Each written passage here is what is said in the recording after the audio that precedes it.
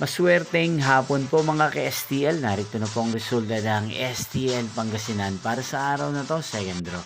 March 18, 2026, araw ng Miyerkules.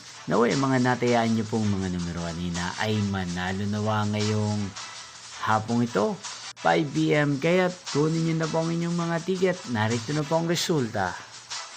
Ang mga numerong nanalo sa STL Pangasinan ngayong hapong ito, March 18, 2026, 5 p.m. Second draw result, 37 at 27 in exact order. Again, 37 at 27.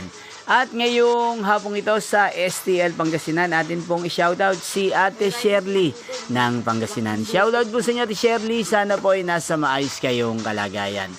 Inyo pong napanood ang resulta ng STL Pangasinan. Maraming salamat po sa patuloy nyo pong panonood at pagsuporta sa aking channel. Magkita-kita pong muli tayo mamayang 8:45 p.m. para sa third draw result ng STL Pangasinan. Thank you for watching.